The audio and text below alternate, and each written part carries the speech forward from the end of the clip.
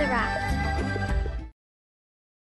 Monks, I will teach you the parable of the raft, for getting across, not for retaining. It is like a man who, going on a journey, sees a great stretch of water, the near bank with dangers and fears, the farther bank secure and without fears. But there is neither a boat for crossing over, nor a bridge across. It occurs to him that to cross over from the perils of this bank to the security of the farther bank, he should fashion a raft out of sticks and branches, and depending on the raft, cross over to safety.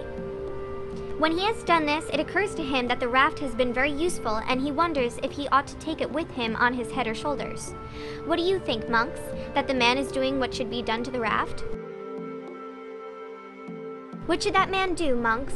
When he has crossed over to the beyond, he must leave that raft and proceed on his journey. Monks, a man doing this would be doing what should be done to the raft.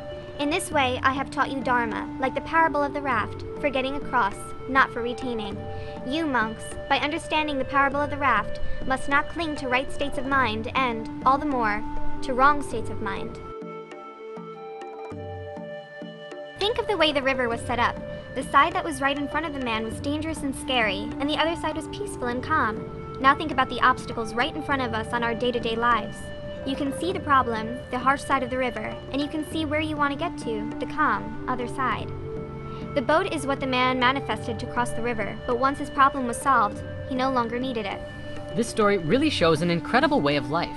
The experience lies in the getting across, not in the retaining. Remember the first story with the children and their sandcastles? Well, that story showed how we get things for ourselves and then hold on to them until we die, rarely ever giving things away. Today's parable shows us how it's not about holding on to our possessions, but just using what we need to get where we need to go, going with our flow.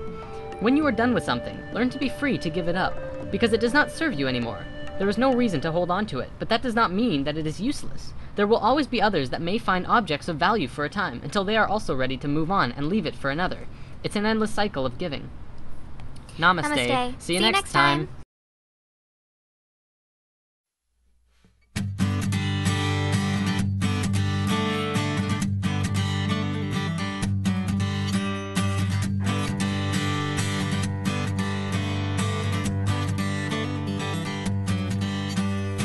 I can feel you watching me from the twilight. Can't quite see your faces, but I hear your minds searching for answers, evaluating mine, using the same old tools to define your lives.